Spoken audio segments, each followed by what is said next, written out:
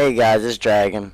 This time I'm here to kind of discuss with you a little tinfoil hat theory that I've been kicking around for the last month or so. It has to do with when you go to summon.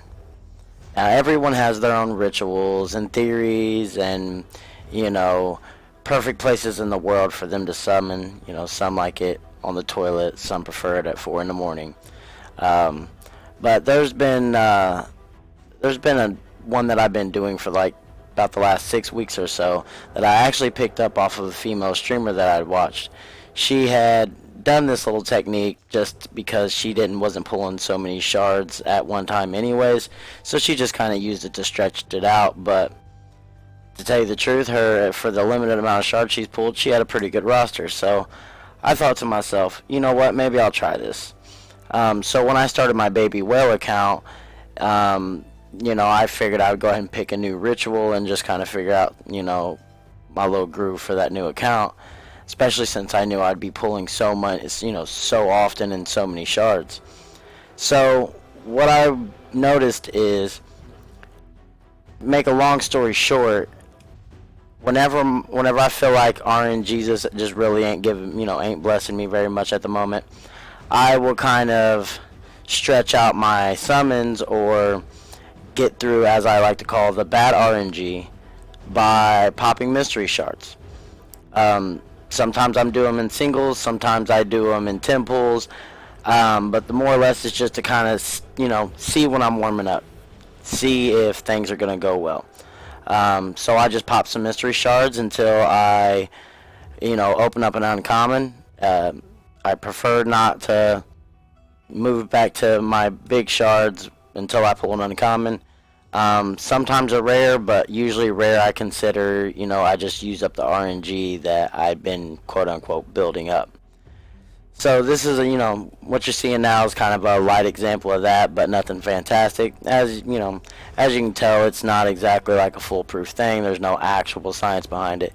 But here's some other examples. Now I have this thing where I will pull some mystery shards when I feel like my RNG's all messed up. So I'm gonna do one more ancient and before a temple, and I might even do some mystery. Yeah, I'm gonna do some mysteries in between. I got all food for those first four. Some of them are book worthy though. So here, let me rip a couple mystery shards here. I actually picked this up off a female streamer that some of us know. She does mystery shards in between her ancients and stuff. And I'm like, you know what? Maybe I'll use that. Cool. It worked on my first couple weeks. I think one of maybe both of my videos, but on one of them, just out of nowhere, I started pulling. Oop, there we go. There's my uncommon. Time to rip the temple. I kind of followed the same pattern, and I ripped like 3 or 4 mysteries until I got my uncommon. Ooh, food. Ooh, let go. Now, as you can tell, this isn't like exactly something that you can call reliable or anything like that. But to me, it's shown time and time again that I just kind of use up my bad RNG, kind of warm up the oven, whatever you want to call it. I just use it kind of as a buffer in between good pulls. I've not necessarily, made it something that I do absolutely every time. It's something I kind of do off of a feel or a vibe. But in some of these pools, I will just kind of feel like, oh, I got food. So I will go ahead and get some low level food. And then behind that, I almost immediately do a temple. I don't really do singles. If I do, maybe it's just a couple. There's been times that I pulled good epics off of doing this. The clips that I used were only the Lego pulls. There's definitely been, 2-3 nice epics, Cult Brawler and Seekers and stuff like that. But I just went ahead and showed just the legendary pulls. Now, most of these are all off the one account, the Baby Well account, but I've done it on one of these pulls for the War Chief. Is for Phoenix Nation, friend of mine that I was doing them for. And as you can tell there, like sometimes I'll do a 10 pull, especially when I know I have a lot of shards to pull, and I just kind of really want to burn through that RNG. And even then, see right there, there's the War Chief. That's on Phoenix Nation's account. He wanted me to do some pulls for, doing account review, and I got him a new Lego.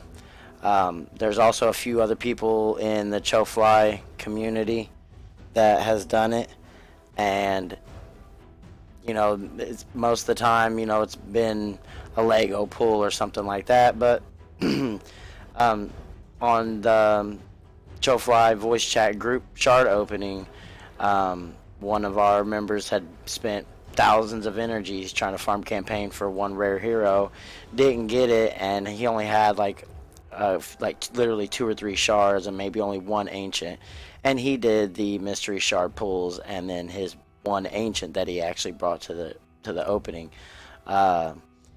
actually had the rare hero he's looking for, which isn't a big deal, but when it's something that you put time and energy and effort and stuff towards farming, it feels nice to pull it out of 1 ancient, especially with all these fusions. I believe that he was looking for a rosin fusion material, so it's literally just a tinfoil hat theory, but at the same time, I honestly do feel like there's some kind of voodoo with it, some kind of mojo. This one right here was just off of a spur of the moment. I think 24 shards. Yannicka's not that great, but again, it's a Lego pull after immediately doing some mystery shards. It's just interesting theory crafting there, and seeming. I'm sure I'm not the only person that has multiple, traditions and rituals and feelings and vibes about when to pull to try and get their best odds. Seeming it's all RNG based. It's good to have something that you at least feel like you're interacting and manipulating the actual programming code or whatever. So, like I said, it's not an exact science, but at the same time, in this game, really, what is? You get not much in the game is reliable. So, when you find your thing that really kind of makes you, gives you that good vibe, that little edge on your pulls, it's pretty good. To feel that way and to utilize that. That was a good pull right there, Drake's. I actually pulled 2 Legos during that pull session, but one of them wasn't after the mystery shard, so it's not here. It was back-to-back 10 pulls. So, maybe, like I said, maybe there's not exactly anything with it. Well, I hope you guys enjoyed that little theory crafting session. I really just wanted to share it and maybe help someone out in the community. If you feel inclined to use it, please leave me a comment down below to let me know if it worked for you. And if you don't, then go ahead and leave me a comment down there anyways, and tell me what your traditions, rituals, theories are when it comes to summoning. Maybe it'll help someone else out in the community. What you're looking at now will be most of what I pull on the next shard opening video. I'm gonna wait until the 31st event, and I'm gonna have a Chofly voice chat group shard opening, so make sure you stay tuned in for that and enjoy all the exciting pulls. Until then, happy grinding, and may the shards break in your favor.